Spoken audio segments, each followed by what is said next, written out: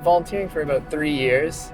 Thought it was just a really cool place, and also the community in Lionhearts is also amazing. They're super supportive and they feel like a little family to me. When the pandemic hit, many food providers couldn't continue to work.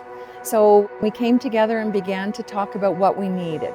And what we needed was a big space where donations could be gathered so that we could help agencies reduce their budgets by providing more donated food for them to send to their clients. We're going to Queens. We're rescuing the food that's left over from their kitchens and whatever they have left over for us.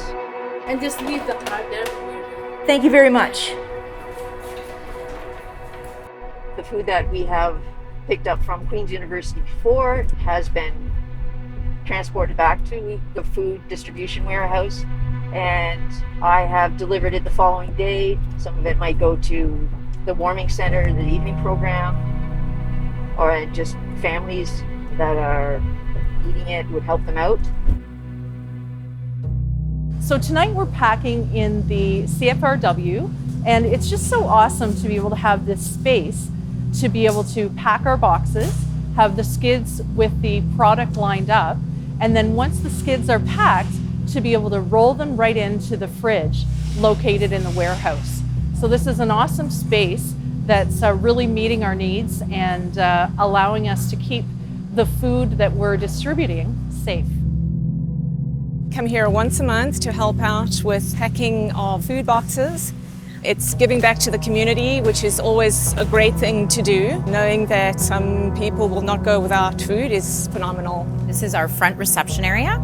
So this is the area that volunteers will walk into when they first arrive at the CFRW. Behind me, we have our community room, which can be used for trainings and board meetings. A lot of our partners don't have large boardroom spaces, so this gives people the opportunity to have a space that they can use to facilitate larger numbers. Day to day, this space is used for different groups with different projects. Last night, we had one of our wellness box programs in, packing all of their boxes. They're actually distributing from the other end of the facility today. With the size of the space, it can have multiple different groups working at the same time. We also have the United Way in this week, and they're setting up for their day of caring in the midsection of the building. So we've just loaded about 81 boxes onto our vans, and one of our volunteers is gonna head out to get some of those delivered. And over the next couple hours, we'll have our volunteer drivers pulling up, we'll get them loaded, and they will make sure to distribute those throughout the rest of the city. I think there's about 250 that we make every other week, and in these boxes can contain pasta, cheese, milk, bread, fruit, and vegetables as well. So we're out tonight picking up from Cobbs Bakery. We've been involved with Cobbs for at least 5 to 6 years, picking up at the end of the day. They always have bread items that haven't sold and give away to charities to redistribute. Every night, 7 nights a week, there's a team of volunteers that will go to the store, package all the bread products, and then come back to the warehouse, slice it up, sort it, put it on carts for distribution the next morning. So in the background, you can see we have our hydraulic lift. This has been pretty life-changing, especially for our different food boxes that come in and accepting deliveries. You can see in the background, we have our team that are accepting some fruits and vegetables today for the Good Food Box.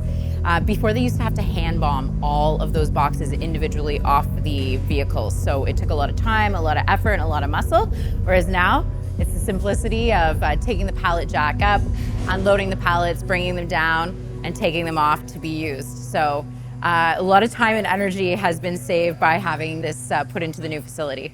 I am the coordinator for our food box program. We are run through the Kingston Community Health Centers.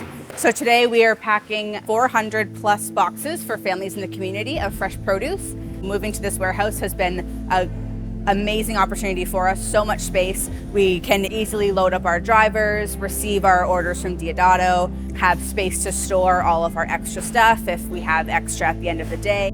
All of our drivers are volunteers, all of our packers are volunteers, and they come consistently every Thursday to help us out and then to get these boxes to the families. In this area, we have one of our washing stations. So we have this set up with steel tables. Many of them are on wheels, so they can move throughout the facility to where the different agencies need them to be. In here, we have this set up with foot pedals, so that when you're washing your produce, you don't have to touch the handles and get them gooey. Get it nice and clean, let it dry, and package it up ready for delivery. Behind me on the west wall, we have all of our pallet racking, which is absolutely amazing. We're able to receive a lot of really large donations. You can see behind me, there's pallets of pasta, pallets of black beans.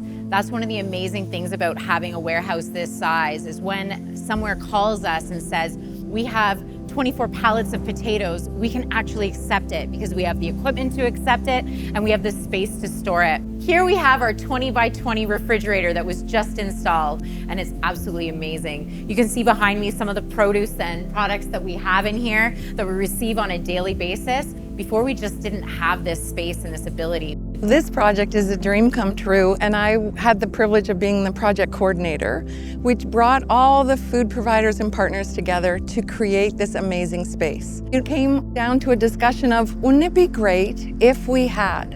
And it went from there. One of the things that not-for-profits are known for is for just working around things. Like, we'll just make do, we can figure it out.